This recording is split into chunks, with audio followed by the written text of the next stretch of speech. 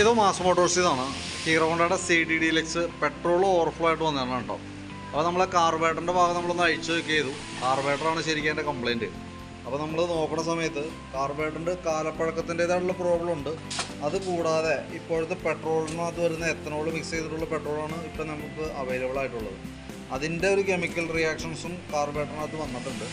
ഇപ്പോൾ നിലവിൽ നമ്മൾ നോക്കുന്ന സമയത്ത് ഈ ഫ്ലോട്ട് വാൽവ് വരുന്ന ഭാഗം, ഇതിൻ്റെ ഉള്ളിൽ ഒരു വാൽവാണ് വരിക. ഈ ഫ്ലോട്ട് വാൽവ് ഇത് തുറക്കുകയും അടയ്ക്കുകയും ചെയ്യുമ്പോഴാണ് ഇതിനകത്തേക്ക് പെട്രോൾ കറക്റ്റ് അളവിൽ ഇറങ്ങുന്നത്. അതായത് ഇങ്ങനെ താഴേക്ക് ഇങ്ങനെ തുറന്നു വരുമ്പോൾ പെട്രോളിനകത്തേക്ക് ഇറങ്ങും, അടയുമ്പോൾ ബ്ലോക്ക് ആവണം. അതാണ് ശരിക്കും അതിൻ്റെ മെത്തേഡ്.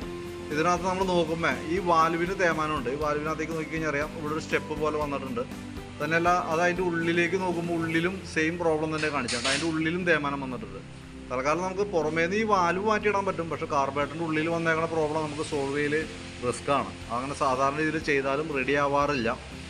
പിന്നെ അതേപോലെ തന്നെ ഈ സ്ലോജറ്റും ബ്ലോക്കാണ്. സ്ലോജറ്റ് ചെറിയൊരു ബ്ലോക്കിങ് കാണിച്ചു തുടങ്ങിയിട്ടുണ്ട്. അത് തീരെ മോശമായിട്ടുള്ള ബ്ലോക്ക് ആയി തുടങ്ങിയിട്ടുണ്ട്. അപ്പോൾ നമ്മൾ കാർബേറ്റർ റിപ്പയർ ചെയ്യുകയാണെങ്കിൽ എന്ത് ചെയ്യേണ്ടതെന്ന് വെച്ചാൽ ഈ ഫ്ലോട്ട് വാൽവ് നമുക്ക് മാറ്റിയിടണം, ഈ സ്ലോജറ്റ് മാറ്റണം. അതിനുശേഷം കാർബേറ്റർ നല്ല രീതിയിൽ ക്ലീൻ ചെയ്ത് ക്ലീനർ ഉപയോഗിച്ച് ക്ലീൻ ചെയ്യണം. കാർബേറ്റർ ക്ലീനർ കിട്ടും, അത് മേടിച്ച് നമ്മൾ ക്ലീൻ ചെയ്യുകയാണെങ്കിൽ ആ ഭാഗം കറക്റ്റ് ആയിക്കോളും. പക്ഷേ നമുക്ക് ഈ ഓവർഫ്ലോ സാധ്യതയുണ്ടല്ലോ, ഈ ഓവർഫ്ലോ വരാനുള്ള സാധ്യത ഈ കണ്ടീഷനിൽ ഈ കാർബേറ്ററിന് കൂടുതലാണ്. കാരണം എന്താ വെച്ചാൽ അത്രത്തോളം തേമാനമുണ്ട്. ഇപ്പോൾ നമ്മൾ ഈ വാൽവ് നമ്മൾ മാറ്റിയിട്ടു എന്ന് കരുതാം, അപ്പോൾ വാൽവിൻ്റെ ഭാഗം ഓക്കെ ആവും. പക്ഷേ കാർബേറ്റർ ബോട്ടത്തിന് വന്നാൽ തേമാനത്തെ നമുക്ക് പ്രത്യേകിച്ച് ഒന്നും ചെയ്യാൻ പറ്റില്ല. അപ്പോൾ നമ്മൾ ചെയ്തു വരുമ്പോൾ ഏകദേശം എനിക്ക് തോന്നുന്നു കാർബേറ്റർ ക്ലീനിങ്ങും ലേബർ ചാർജും കാർബേറ്റർ ക്ലീനറും ഈ സ്ലോജറ്റും ഫ്ലോട്ട് വാൽവും എല്ലാം കൂടി വരുമ്പോൾ ഏകദേശം ഒരു 700 രൂപ 750 രൂപ താഴെ നമുക്ക് മൊത്തത്തിൽ കോസ്റ്റ് വരും. അപ്പോൾ നോക്കിയിട്ട് ചെയ്യാം. കാരണം നിലവിൽ വേണമെങ്കിൽ നമുക്കൊന്ന് ട്രൈ ചെയ്ത് നോക്കാം. അതല്ലെങ്കിൽ പിന്നെയുള്ളൊരു ഓപ്ഷൻ എന്ന് പറഞ്ഞാൽ കാർബേറ്റർ അസംബ്ലി. എന്തായാലും നമുക്ക് ഇത്രയും പഴക്കമുള്ള വണ്ടിയാണ്, കാർബേറ്റർ അസംബ്ലി മേടിച്ച് മാറ്റിയിടാം. അപ്പോൾ നമുക്കിപ്പോൾ 700 രൂപ 750 രൂപ മുടക്കിയെന്ന് കരുതാം, 750 രൂപ മുടക്കിയെന്ന് കരുതാം. വീണ്ടും കംപ്ലയിൻറ്റ് വന്നു കഴിഞ്ഞാൽ നമുക്ക് കാർബേറ്റർ അസംബ്ലി മാറ്റി വയ്ക്കാനാണ് പറ്റുള്ളൂ. കാരണം അപ്പോൾ ഒന്നുപോലെ നമുക്ക് കാർബേറ്റർ കൈയോടെ മാറ്റാം. ഇപ്പോൾ നമ്മൾ ഇത് റിപ്പയർ ചെയ്ത് കഴിഞ്ഞാൽ നമുക്ക് ഏകദേശം 10-700 രൂപ മുടക്കി ചെയ്തു. പിന്നീട് കംപ്ലയിൻറ്റ് വന്നു കഴിഞ്ഞാൽ പുതിയത് വെക്കണം. അപ്പോൾ നമുക്ക് ഈ 700 രൂപ ലോസാണ്, നഷ്ടമാണ്. അതല്ലെങ്കിൽ ഒരല്പം കൂടി പൈസ കൂട്ടിയിട്ട് നമുക്ക് കാർബേറ്റർ അസംബ്ലി മേടിച്ച് മാറ്റുകയാണെങ്കിൽ അതായിരിക്കും ഏറ്റവും ബെറ്റർ.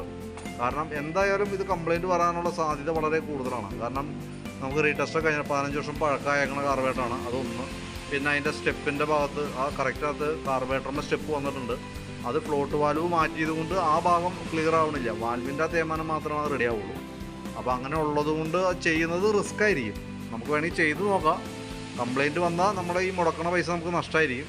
ഇനി അതല്ല, കാർബേറ്റർ മാറ്റി വയ്ക്കുകയാണെങ്കിൽ ആ ഒരു പ്രശ്നം, ആ ഒരു പ്രോബ്ലം നമുക്ക് കാർബേറ്ററുമായി ബന്ധപ്പെട്ട ഓവർഫ്ലോൻ്റെ പ്രോബ്ലം നമുക്കത് സോൾവ് ആയി കിട്ടും സാധാരണ രീതിയിൽ. പക്ഷേ അപ്പോഴും ഈ പെട്രോൾ നമുക്ക് കിട്ടുന്ന പെട്രോൾ എത്തനോൾ മിക്സ് ചെയ്ത പെട്രോളാണ് കിട്ടുള്ളൂ. സാധ്യത ഇല്ല എന്ന് പറയാൻ പറ്റുമൊന്നുമില്ല. കാരണം നമ്മൾ ഉപയോഗിക്കാണ്ടിരുന്നു കഴിഞ്ഞാൽ കംപ്ലയിൻറ്റ് വരാനുള്ള സാധ്യതയൊക്കെയുണ്ട്. വണ്ടി നമ്മൾ ഉപയോഗിക്കുന്ന വണ്ടികളിൽ പൊതുവെ കണ്ടിട്ടില്ല കേട്ടോ.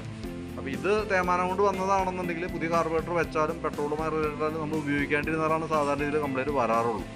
അപ്പോൾ ഒന്ന് വീഡിയോ കണ്ടുകഴിയുമ്പോൾ നോക്കിയിട്ടൊന്ന് പറയാം, ഇത് റിപ്പയർ ചെയ്തിട്ടാൽ മതിയോ, ഇനി അതല്ലെങ്കിൽ കാർബേറ്റർ അസംബ്ലി മേടിച്ച് മാറ്റി ആ കംപ്ലയിൻറ്റ് എന്നേക്കുമായിട്ടും ആ കംപ്ലയിൻറ്റ് മാറ്റുന്നതോ എങ്ങനെയാണെന്ന് നോക്കിയിട്ടൊന്ന് പറയാം. അപ്പോൾ നമുക്ക് അതനുസരിച്ച് വർക്ക് കംപ്ലീറ്റ് ചെയ്യാം. നമുക്ക് നിലവിൽ ആ ഒരു കംപ്ലയിൻറ്റ് മാത്രമാണ് പറഞ്ഞിട്ടുള്ളൂ കേട്ടോ. അപ്പോൾ നമ്മൾ ആ വർക്കിൻ്റെ ഒരു എസ്റ്റിമേറ്റാണ് നമ്മൾ പറയണത്.